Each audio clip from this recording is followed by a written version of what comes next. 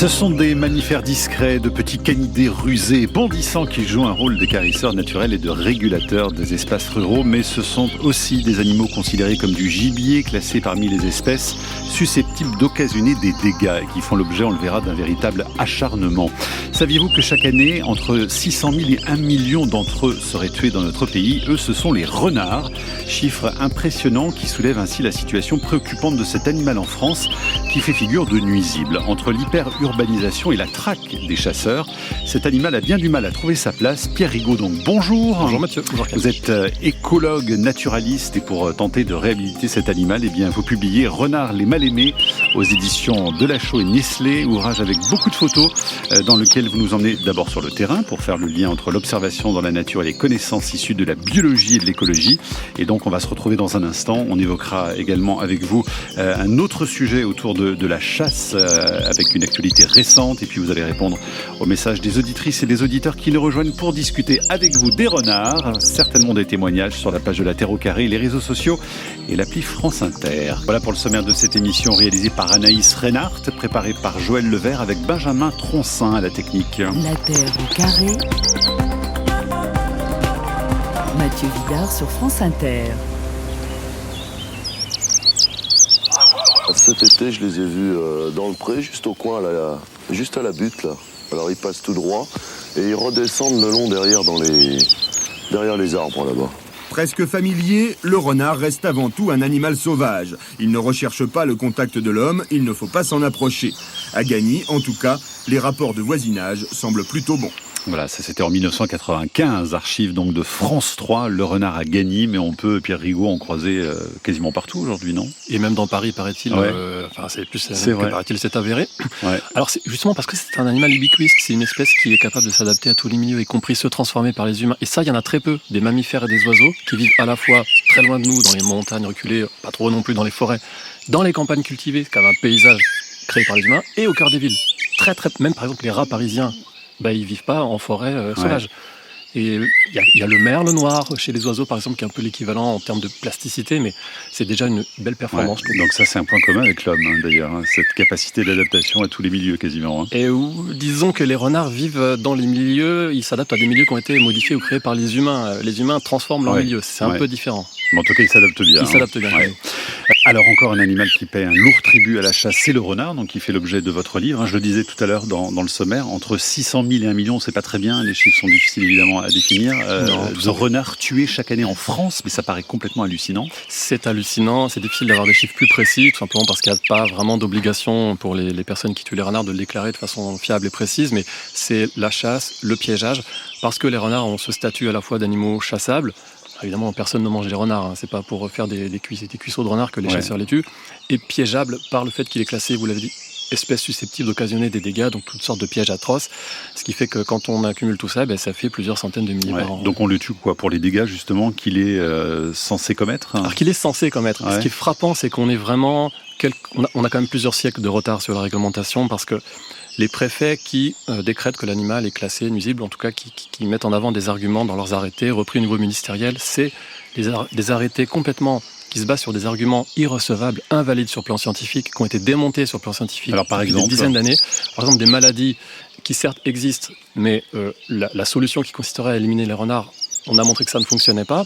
Et voire ces maladies n'existent plus en France, comme la rage des renards, qui a été quand même éliminée de la France en 1998-2000, et encore parfois dans des arrêtés pour dire attention, les renards véhiculent la rage, ça n'a aucun sens, soit carrément la protection de la petite faune sauvage, c'est ce qui est marqué dans les arrêtés, c'est-à-dire en gros les perdrix et les faisans d'élevage qui sont lâchés pour la chasse. D'élevage.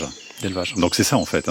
C'est ça en fait. On tuerait un animal qui élimine des animaux d'élevage, donc qui sont juste élevés pour la chasse, pour se faire tuer par les chasseurs. C'est ça. C'est dans cette vision d'une certaine partie du milieu de la chasse qui considère que eux, les chasseurs, sont là. Tous ne sont pas comme ça. Sont là pour gérer le milieu dit naturel par des élevages de faisans et de perdrix qui sont lâchés pour être tués à la chasse. Et lorsque des prédateurs naturels, des animaux comme les renards, essayent de se nourrir en tombant, en croquant sur un faisan ou une perdrix, on dit qu'il faut éliminer les renards. Et c'est repris au niveau officiel et c'est défendu par le lobby de la chasse au plus haut niveau. Ce qui fait que tous les arguments scientifiques sont là, on les monte, on les répète, on les ressasse, et en face, la décision politique, elle est celle voulue par le lobby de la chasse. On va y revenir avec vous, alors même que ces animaux, on le verra, et c'est ça qui est assez sidérant, jouent un rôle écologique absolument fondamental, hein, et qu'à force justement de les éliminer, on va s'exposer à d'autres problèmes. On évoquera la maladie de Lyme par exemple, parce que le renard peut nous aider quand même à nous protéger mieux de cette maladie. Il semblerait, il faut toujours être prudent, mais il y a des études qui vont plutôt dans ce sens. Ouais. Pierre Rigaud, alors après le loup, après le lapin, donc voici le renard, ce mal-aimé, et là on voit aussi que c'est un animal qui divise énormément sur ces questions. Juste un petit mot sur l'origine du nom, parce qu'on parle du goupil aussi, mais ce nom est beaucoup plus ancien, le goupil, ou pas ? Oui, c'est le nom qui a existé pendant plus longtemps que renard finalement, qui est issu de la littérature. Alors là, je sors de mon domaine de compétences, mais c'était le roman de renard, vous savez, ce personnage qui est devenu maintenant le nom commun. Et finalement, on utilise parfois goupil quasiment sous forme dérisoire ou comme surnom, mais avant d'être le renard, c'était le goupil, et le renard, c'est un nom. Et d'ailleurs, j'ai compris. Exactement, notre réalisatrice Anaïs Reinhardt, qui arrive, en plus c'est sa première Terre au carré, voilà. Elle nous accompagne pour la semaine. C'est fou. Elle s'appelle Reinhardt, et ça veut dire renard. Eh ben, disons que maintenant, ça veut dire renard, mais au départ, c'était le nom de famille, en tout cas, c'était le nom de personnage renard qui a été gardé pour désigner l'animal. Voilà, donc petit clin d'œil sympathique pour accueillir Anaïs dans notre équipe. Pierre Rigaud, on se retrouve dans un instant. Renard, donc les mal-aimés, ça paraît chez Delachaux et Niestlé.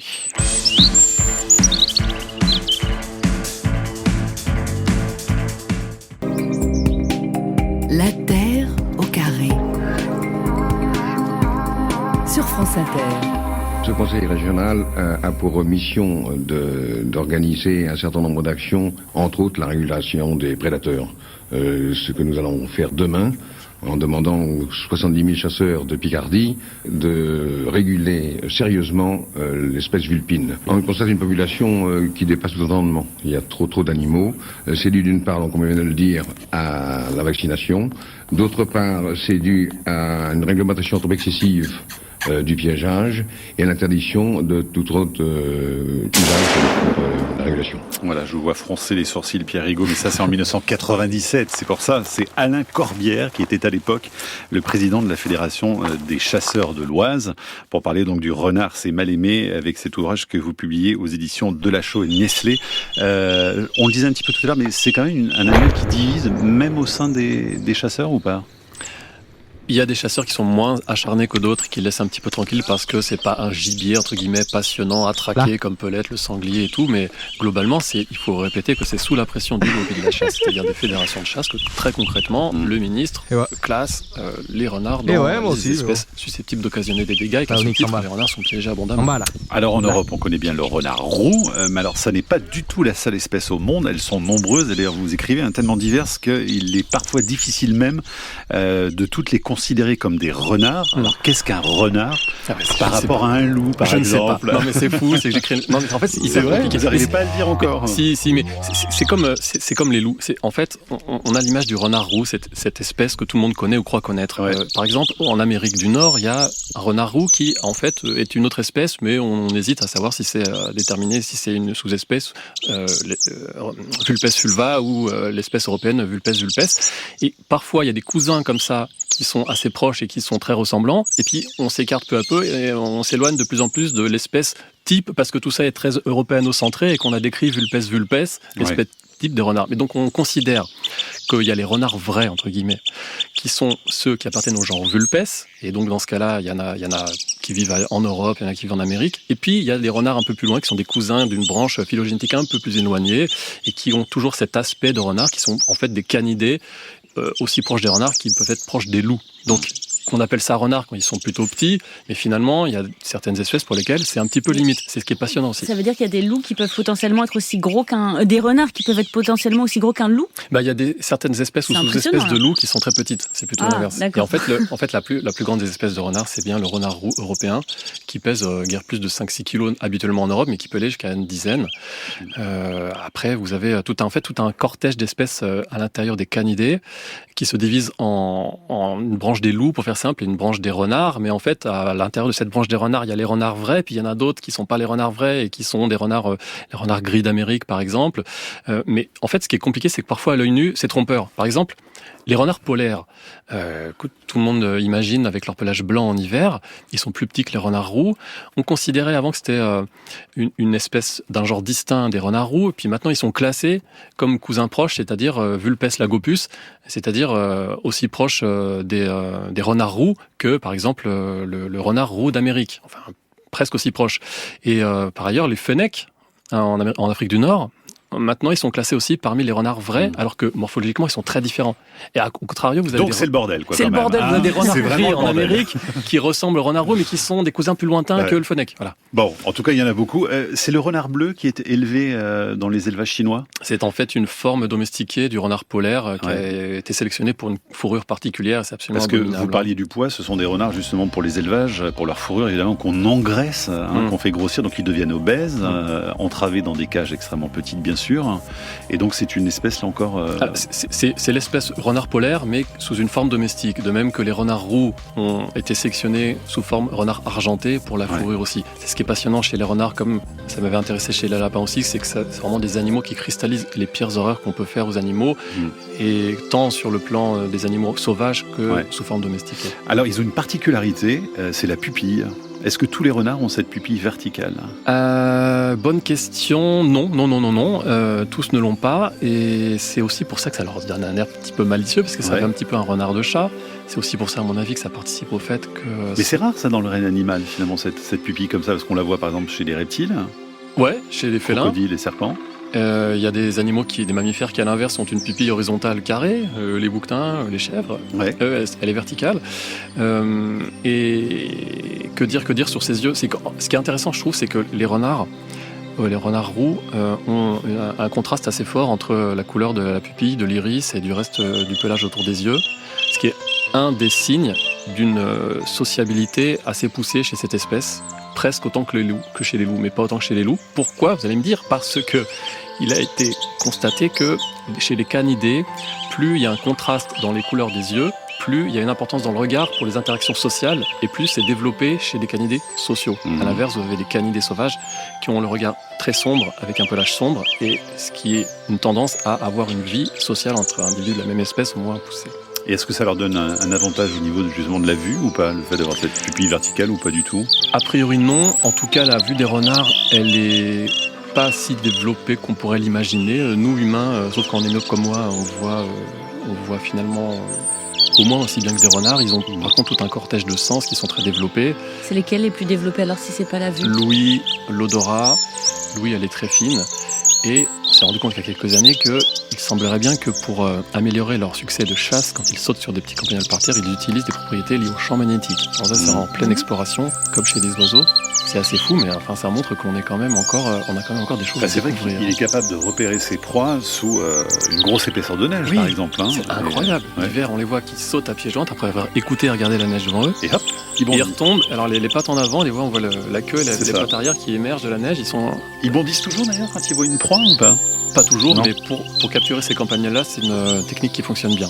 Et ça mange quoi particulièrement les renards alors ? Alors les renards sont ubiquistes et adaptables, donc ils sont assez généralistes possiblement, mais par contre ils peuvent se spécialiser par exemple à la campagne. Quand vous avez des prairies, des champs avec des campagnols, ils mangent énormément de campagnols. Ce qui fait l'affaire des agriculteurs aussi, alors quelque part. Absolument. Et quand ils viennent en ville et qu'ils vivent en ville, dans les grandes métropoles, ils se nourrissent dans les poubelles. C'est aussi ça leur force. C'est aussi pour ça qu'ils sont très adaptables. C'est que ils ont un gabarit intermédiaire entre des animaux qui seraient la proie de prédateurs et intermédiaire entre des animaux plus grands qui ne pourraient pas trouver leur place, et en plus ils mangent à peu près ce qu'ils veulent. C'est ce que vous racontez, hein. Ça vous est arrivé en Italie, vous dormiez une nuit dans une petite camionnette, vous aviez laissé la porte ouverte pour faire un peu d'air, et il y a avait votre sac poubelle qui était à vos pieds, il y a un renard qui est entré dans votre camionnette, racontez-nous la suite. Le renard, je suis réveillé par ce bruit de poubelle en fait, donc je sors au pied de la voiture, je vois ce renard qui est en train de trifouiller la poubelle, comme ça je me penche sur lui, il avait l'air pas du tout inquiet, je lui reprends la poubelle, je ramasse les déchets, je remets dans la voiture, et il est tenté de recommencer. Et en fait, c'est à la fois ça montre que ils sont capables de manger à peu près ce qu'ils veulent. D'ailleurs, les renards mangent beaucoup de fruits en automne, on l'observe dans les crottes. Et à la fois, en fait, les interactions qu'ils peuvent avoir avec les humains dépendent vraiment du contexte. Et dans des endroits, puisque là c'était le cas, où ils sont moins persécutés, il n'est pas farouche du tout, ils deviennent moins farouches. Question de Gilles sur franceinter.fr. Est-ce que les renards sont plus en sécurité dans les villes qu'à la campagne ? Eh ben, comme pas mal d'animaux, presque oui. Parce qu'évidemment, il y a de la mortalité liée aux voitures, mais finalement, ils sont moins persécutés de façon volontaire. En tout cas, dans la plupart des capitales européennes où il y en a beaucoup. Par exemple, à Paris, il y en a encore très très peu. C'est pas encore très français d'avoir beaucoup de renards dans les villes. Et d'ailleurs, comme chez d'autres animaux, la distance de fuite par rapport aux humains diminue beaucoup en ville. Les corneilles qu'on voit à Paris, que j'ai vu en arrivant là, les mouettes, elles sont beaucoup moins farouches qu'à la campagne. Les hérons cendrés qui vous regardent à 2 mètres, à la campagne, ils s'enfuient à 100 mètres. Parce que c'est pas les mêmes interactions, parce qu'on les embête moins en ville, tout simplement. Et est-ce qu'ils ont été obligés d'adapter leur rythme de vie aux périodes de chasse, les renards? Est-ce qu'il y a des études là-dessus qui ont été faites ou pas? Alors, ce qui est très compliqué, c'est que les renards étant chassés quasiment partout, on a très peu de zones témoins, sauf par exemple proche de nous en Suisse, dans le canton de Genève, où d'ailleurs on constate que lorsqu'il n'y a plus de chasse de renards, il n'y a pas de population des renards qui survient. Donc l'argument de la régulation pour prévenir une éventuelle surpopulation, ça n'a pas vraiment de sens. Et de toute façon, ils adaptent leur vie parce que ce sont des animaux à la fois diurnes et nocturnes, donc ils s'adaptent à nous. Et c'est ce qui me passionne absolument, c'est que tant chez des renards que chez plein d'espèces animales, on se rend compte quand on va dans la campagne, dans les forêts, tous ces animaux qu'on a plaisir à voir de temps en temps apercevoir, un renard, un chevreuil, toute leur vie quotidienne et leur organisation de leur vie, de leur journée, de leur nuit, elle est conditionnée par nous, à la fois par la façon dont on a organisé le paysage. S'il y a un champ, ils vont mettre leur terrier dans un ravin, un recoin, et à la fois dans leur quotidien, il faut qu'ils nous évitent. Et donc, ils deviennent nocturnes, parfois pour suivre leur proie qui elles-mêmes deviennent nocturnes pour nous éviter, parfois pour nous éviter directement. Fabien nous écrit sur franceinter.fr, les populations de renards n'ont jamais été si nombreuses. Ils représentent aujourd'hui une menace pour la biodiversité. Quoi que vous en pensiez, vous n'êtes pas sérieux. Comment parler sérieusement du renard avec un anti-chasse dans une émission anti-chasse? Bam, une chacun. Je sais pas. Donc c'est un chasseur, manifestement. Alors je me base sur les... On peut rappeler que vous êtes biologiste quand même. Donc c'est-à-dire qu'il y a de la science quand même dans ce livre. Hein. C'est pas juste un anti-chasse qui parle. Alors tout ce que je fais dans les livres notamment, est basé à chaque fois sur les données. Et d'ailleurs, j'ai jamais été pris en défaut de raconter des sornettes sur ces situations d'animaux. D'ailleurs, il y a de la bibliographie un petit peu dans le livre, pas beaucoup. Il y a un consensus scientifique sur le sujet des renards, comme sur le cas de plein d'autres animaux.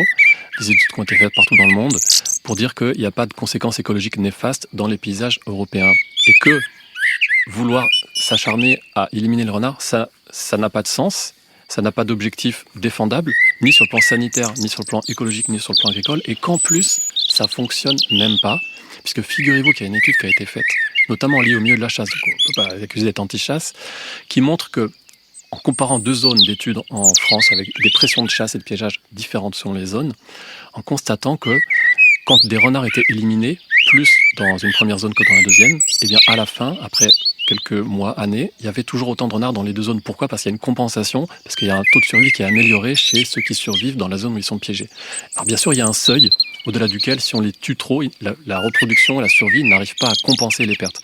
Mais pour l'instant, s'acharner sur les renards comme on le fait en France, ça ne marche même pas si l'objectif était de faire baisser la population de renards, ce qui ne sert à rien. Allez, Pierre Rigaud, l'ami des chasseurs, avec nous cet après-midi dans la Terre au carré. France Inter,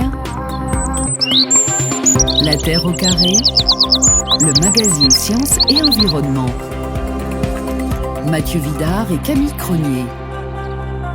Sur France Inter. Il arrive là. Il est là, derrière les poubelles. C'est pas un animal agressif, il n'attaque pas ni les chiens, ni les chats, ni les humains. Il fait son travail de prédateur, donc il débarrasse les endroits de rats, de souris, de rongeurs qui sont, nuisibles pour les cultures, par exemple. Le gros problème qu'il a, en fait, c'est que le monde de la chasse ne l'aime pas parce que le renard prédate les faisans, les perdrix, le gibier, qui est convoité par les chasseurs. Voilà, extrait d'un documentaire de France 3, Le Havre, d'Alain Dechandol, c'était en 2013, documentaire signé par la journaliste Anne-Laure Mérignac. Pierre Rigaud, le petit problème du renard, quand même, c'est qu'il a tendance à beaucoup aimer les poules. C'est son défaut, quand même. Les renards ne sont pas des anges. Et d'ailleurs, j'en profite pour dire que, justement, dans le livre et dans tout mon travail, il ne s'agit pas d'idolâtrer un animal en faisant un truc parfait. Non, ce sont des animaux prédateurs. Et lorsqu'on les met en en condition de pouvoir s'en prendre à d'autres animaux qui, eux, ont été domestiqués, contentionnés, je ne sais pas si le terme existe, et de façon à qu'ils ne puissent pas s'enfuir comme les poules dans un poulailler. Si le renard entre là-dedans, c'est le carnage. C'est la catastrophe, c'est comme le loup dans l'enclos dans lequel il y a les moutons. C'est un phénomène qui est bien connu et décrit depuis les années 70 sous le nom de overkilling ou surplus killing ou comme on veut, ou prédation surnuméraire. En fait, l'animal, le renard, il entre dans le poulailler, il y a quelque chose qui se déclenche dans son comportement de prédateur et qui n'est pas arrêté parce qu'après avoir tué une poule, d'autres poules bougent à côté, donc il rebalance un petit peu en arrière sa séquence de prédation, si on peut dire, pour le faire de façon un peu mécanistique, mais en tout cas ça se passe quand même un petit peu comme ça, ce qui fait qu'il y a même des images impressionnantes filmées en infrarouge dans certains poulaillers, où lorsqu'une poule ne bouge pas dans un coin, le renard l'a bien vu, mais si elle bouge pas, il va pas l'attaquer parce que c'est le mouvement qui va déclencher l'attaque. Et dans la nature, ça n'existe pas. C'est pareil pour les loups et les moutons. Le loup tue un seul chamois, le renard tue un seul campagnol, mais parce que les autres animaux s'enfuient. Et là, en fait, on met une situation artificielle dans laquelle les animaux proies, les oiseaux, les poules, ne peuvent ni s'enfuir, ni se défendre, et ça perturbe ce comportement des renards. Donc, comment on protège au mieux son poulailler alors? Parce que vous donnez des conseils aussi dans le livre. Il faut empêcher l'intrusion, il n'y a pas d'autre moyen, donc ça veut dire que déjà, c'est moins compliqué que pour une martre qui grimperait sur les toits ou qui passerait par-dessus les clôtures. Une clôture sur la zone ouverte et un poulailler qui est vraiment fermé, le renard, il ne va pas ouvrir la porte à clé. En tout cas, c'est un animal qui joue une place très importante dans l'écosystème, un auxiliaire précieux pour l'agriculture.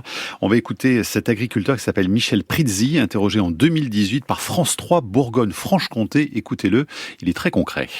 Au mois de mars, quand on voit une mère renarde qui vient dans les champs là et qui va en partir avec une mère mulot, on sait que c'est 100 campagnols en moins. 100 campagnols en moins au mois d'octobre, c'est énorme. Les pullulations, on les trouve au mois d'octobre. Et quand le renard, qui a une véritable sentinelle, qui travaille l'hiver quand il n'y a pas trop de neige et qui vient nettoyer nos prairies, c'est la situation idéale pour nous. Voilà, un exemple des services rendus par le renard. Oui, même, alors c'est parfaitement intéressant, il faut le souligner, que les agriculteurs prennent conscience, et c'est le cas quand même de plus en plus, que les renards sont plutôt avantageux pour eux, mais pour autant la vision, disons, utilitariste, elle a quand même toujours ses limites, parce que je trouve que c'est très réducteur de se dire tel animal, il nous rend service, donc on va les protéger. Je pense qu'il faut avoir une vision beaucoup plus détachée, ce qui n'empêche pas de dire ça aux agriculteurs, que le renard leur rend des services. Une vision plus détachée en disant ces animaux, qu'ils nous rendent service ou pas, ils ont un intérêt à ce qu'on les embête pas trop, qu'on les laisse tranquilles, et ça devrait suffire. Message de Ludovic sur franceinter.fr. Je trouve aberrant de désigner tel ou tel animal comme nuisible. Ils sont adorables, les renards, et nous débarrassent de vrais nuisibles, les rats, les souris. Et Christiane ajoute, faut arrêter les piégeages des renards, ces pauvres mal-aimés. Je vis à la campagne dans un petit village avec piégeurs. Quelle honte pour la France, alors que leur nourriture est presque à 80% des mulots et des rats. Ils sont utiles pour les agriculteurs, mais à cause des chasseurs, ils sont exterminés. Bravo à Pierre Rigaud. Donc, comment on peut réussir à faire entendre raison alors aux chasseurs, au lobby des chasseurs, comme vous le désignez, Pierre Rigaud? Je pense que c'est une question beaucoup plus générale. On ne va pas faire des manifestations pour défendre les renards. Mais simplement, le fait de considérer que les animaux sauvages, on a tout intérêt, même pour nous, en fait, à les laisser tranquilles, c'est plus respectueux. Et ces questions-là de préservation de l'espace où ils vivent et de leur préservation en tant qu'individus, je pense qu'il faut que ça pèse politiquement, c'est-à-dire que c'est plus généralement la question de la chasse, de la nature, de l'environnement, de l'écologie, qui doit être suffisamment importante sur le plan politique pour que les gens qui se présentent aux élections, qui nous représentent théoriquement, y trouvent un intérêt. C'est-à-dire si la personne pour laquelle vous votez sent bien que c'est pas pour vous un sujet suffisamment important, ça va passer à la trappe. Et c'est ce qui arrive quand même de plus en plus, mais pour l'instant, on n'en est qu'au début. C'est-à-dire, tant que les hommes et femmes politiques ne prendront pas conscience qu'elles ont tout intérêt pour être réélus à prendre ces questions en considération, on n'avancera pas. Donc c'est pour ça qu'il faut faire savoir que c'est un sujet important politiquement. Et cet auditeur qui défendait dans ce message les renards, mais qui en même temps parlait des rats et des souris comme nuisibles, parce que finalement, il y a sans arrêt des échelles. Est-ce que vous considérez ces animaux comme des nuisibles, les rats et les souris? En fait, nuisible, ça n'a pas de sens. Il y a des animaux qui causent problème aux activités humaines. Il est bien évident que si vous avez des rats ou des souris dans votre grenier chez vous, c'est gênant pour vous, donc il faut le faire en sorte que ces animaux puissent partir. Je suis pas en train de dire qu'il faut idolâtrer les animaux, il faut trouver la bonne distance. Mais classer les animaux comme nuisibles, utiles, et s'acharner à les exterminer, ça ne répond quasiment jamais au problème, ça cause d'autres problèmes et ça génère de la souffrance. Qui est le prédateur du renard au-delà de l'homme? Les voitures, beaucoup. C'est tout, mais il n'y a pas de prédateurs dans la nature Si, dans la nature, les lynx peuvent en manger, mais en fait, ce qu'on appelle les grands prédateurs, il n'y en a quasiment plus. Donc, loup, lynx sont des animaux qui sont vraiment rarissimes. Mais pour autant, la démographie du renard, elle est pour le coup très bien étudiée. Et même sans avoir ce qu'on appelle des prédateurs naturels de ces animaux-là, il n'y a pas de pullulation des renards, il y a plutôt une autorégulation qui se fait par la quantité de proie disponible. C'est pas comme les herbivores, justement les campagnols, qui peuvent avoir des phases de très grande densité dans les champs avant que ça retombe. Les renards, c'est très différent. On voit des photos avec des chats qui n'ont pas peur du tout des renards. C'est pas des prédateurs des renards, mais en tout cas, ils leur tiennent tête. Un renard, c'est pas si grand que ça, finalement, 5-6 kilos habituellement, donc ça dépend. Il y a des chats qui font fuir des renards, il y a des renards qui font fuir des chats. Ouais. Parfois, c'est un peu le combat. Mais les photos sont étonnantes, en tout cas. Ouais. Mais on a justement Pierre qui demande si les renards peuvent s'attaquer aux chats pour se nourrir. Ça mange du chat, le renard, non ? Alors, ça peut arriver. Ah bon ? Il ne faut pas le cacher, de façon très rare et ponctuelle. En fait, des bébés peut-être aussi. Des plus petits, des affaiblis, par surprise, etc. Les renards étant des prédateurs très opportunistes, ils vont pas hésiter s'ils pensent que là, il peut arriver à capturer ce chat, voilà. Mais le plus souvent, c'est quand même le chat qui fait fuir le renard du palier de la maison. Ça existe. Un mot sur la maladie de Lyme, parce qu'on en parlait rapidement tout à l'heure. Pourquoi justement le renard pourrait, au conditionnel, être intéressant pour nous aider à lutter contre cette maladie ? Alors, cette maladie, donc véhiculée dans une bactérie elle-même transmise par les tiques. Les tiques se nourrissent sur des mammifères, notamment, y compris des renards, y compris des petits rongeurs, les campagnols. Il a été montré que lorsqu'on tuait beaucoup de renards au point que il y en ait moins, que ça ait un effet sur les populations et que ça fasse augmenter la population de petits rongeurs, et bien ça permettait de développer finalement la population de tiques, qui après se retrouve sur d'autres animaux, les chèvres, etc., jusqu'à arriver aux humains. Et donc, il semblerait que les renards feraient partie des animaux qui aident plutôt les humains à diminuer la prévalence de la maladie de tique, de la maladie de Lyme dans la nature à cause de la quantité de tiques. Donc tout ça au conditionnel, vous le précisiez tout à l'heure. Et quant à la rage, terminée, enfin elle est éradiquée depuis 98, 2000, et d'ailleurs c'est plutôt une belle histoire, puisque au départ ça avait très mal commencé, on avait voulu éradiquer les renards, et puis on s'est rendu compte que ça fonctionnait mieux en les soignant, donc avec un vaccin à l'époque. Ouais. Pierre Rigaud, vous restez avec nous encore quelques minutes ensemble pour parler de ces mal-aimés les renards. Avec cet ouvrage, donc plein de photos, publié chez Delachaux et Nestlé. Alors c'est pas vous d'ailleurs qui avez fait les photos. C'est pour ça qu'elles sont si belles. Vous l'avouez humblement. Je l'avoue humblement, c'est évident. Non, puis surtout il y a des renards pris en photo à travers le monde, il y a des renards pris en photo dans l'intimité. C'est un travail à part entière de prendre des belles photos. Mais vous avez signé des textes quand même. Donc, oui. Il y avait quand même du boulot. Dire. Vous racontez quelque chose d'intéressant, c'est le partage du terrier entre les blaireaux et les renards, par exemple. Ils squattent Ils squattent. Alors, c'est les blaireaux qui prêtent, non ? C'est les blaireaux qui prêtent, bon gré mal gré. C'est-à-dire, le renard vient squatter parce que les blaireaux sont des grands fouisseurs. Ils créent des terriers, parfois avec des dizaines de mètres linéaires de galeries sous terre, et puis qui se refilent de génération en génération de blaireaux. Et les renards qui, eux, sont des profiteurs, opportunistes. Voilà. Ils voient un trou, ils voient une galerie, et souvent, il y a une partie qui n'est pas occupée dans ce vaste terrier des blaireaux. Donc ici, ça m'est arrivé plusieurs fois de l'observer. Je pense que tous les gens qui ont l'occasion de voir une sortie de blaireau et une sortie de renard en même endroit. Absolument. Patrice nous écrit stupidité de chasser le renard, chassez-les en abondance. Les maires mettront bas en plus grand nombre sur un même territoire pour compenser. Oui, il y a une forme de compensation. Il y a une compensation. C'est pour ça que en dessous d'un certain seuil de pression d'élimination, ça n'a pas d'effet démographique d'éliminer des renards à l'échelle de quelques années. Autre message d'Éric. Merci Pierre Rigaud, agriculteur dans le Haut-Doubs. Je suis sur une zone test où les tirs sont interdits pour voir l'évolution et celle du campagnol terrestre, l'évolution du renard et celle du campagnol. En aucun cas, ces derniers ont pullulé ces dernières années. Il parle des renards, les collisions le long de la route et les maladies font bien assez de dégâts. On aime ce spécialiste du campagnol et personnellement, je lui fais systématiquement peur pour ne pas qu'il s'habitue à notre présence. Merci à ce monsieur. Et c'est vrai que c'est intéressant aussi, au-delà de l'aspect agricole et utilitaire pour l'agriculture, de rappeler que parfois, pour les animaux dits sauvages, c'est mieux de leur laisser tenir une certaine distance. Et justement, ça dit quoi de nos capacités à nous familiariser, voire pour certains même à vivre avec ces animaux ? Parce qu'on voit des vidéos de renards qui sont domestiqués. Donc c'est-à-dire qu'on peut aller assez loin finalement avec cet animal. Alors on peut aller assez loin, mais semble-t-il dans l'histoire, il n'y a pas eu un processus de domestication aussi marqué chez les renards que d'autres animaux, dans le sens où ils sont domestiques, ils n'ont plus peur de nous, mais il n'y a pas des interactions aussi poussées. Mais comme le loup d'ailleurs. Alors justement, c'est très poussé chez les loups devenus chiens, qui sont devenus évidemment carrément complices avec beaucoup d'interactions, mais ça c'est moins fort chez les renards, semble-t-il, dû au fait qu'il n'y a pas une vie sociale aussi marquée à l'intérieur d'un groupe de renards que d'un groupe de loups. Et d'ailleurs, c'est l'occasion de rappeler que les renards, ils vivent d'une façon très variable sur le plan social, qui dépend aussi de la démographie. Et parfois, c'est pas juste le couple reproducteur, ça peut être aussi des petits groupes, mais avec des interactions sociales certes marquées, mais moins que chez les loups, ce qui est moins propice ensuite, nous, pour la domestication, pour échanger entre individus. Je sens que vous allez adorer le message de Jean-Pierre sur franceinter.fr. Est-ce que vous n'avez pas assez de problèmes dans vos villes, pas assez de combats pour venir nous condamner, nous, dans la ruralité, pour des choses qui ne sont pas choquantes à nos yeux? Pierre Rigaud. Alors, nous les ruraux, je ne sais pas qui le parle. Moi, je suis un rural. Je pense que la plupart des ruraux, y compris les agriculteurs, ont intérêt à protéger les renards. Mais sur une considération plus générale, est-ce qu'il n'y a pas d'autres problèmes? C'est pas que le problème des renards. D'ailleurs, dans mes bouquins successifs, et ce que j'essaie de faire, là, je prends un cas, comme ça, celui des renards. Mais c'est plus généralement comment on vit mieux dans le monde dans lequel on vit, comment on prend mieux en compte l'intérêt des animaux, comment on inflige moins de souffrance, comment on laisse plus de place à la vie sauvage. Et le renard, c'est une figure qui est très connue, donc c'est aussi pour ça que je fais ces livres sur les renards.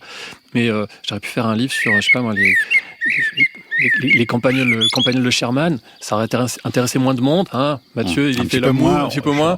Mais c'est les mêmes questions. C'est les mêmes questions. C'est la question de notre place, nous, dans le monde, voilà.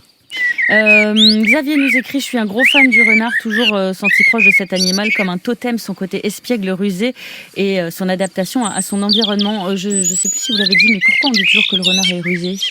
Parce qu'il a un air malicieux et qu'effectivement il est opportuniste. Pour autant, dans une circonstance similaire, si vous mettez de façon théorique, disons, un renard et un loup, avec un problème à résoudre, c'est pas forcément le renard qui va résoudre mieux le problème. Mais leur côté opportuniste, de petite taille, il se faufile, il vient chaparder une poule, etc. Ils sont malins, disons. Mais qu'est-ce que l'intelligence, hein? Pierre Rigaud, donc ce livre Renard, les mal-aimés, c'est aux éditions de Lachaud et Nestlé. Une dernière question, parce qu'on connaît, et ça ressort d'ailleurs dans ces messages, vos relations très compliquées évidemment avec les chasseurs.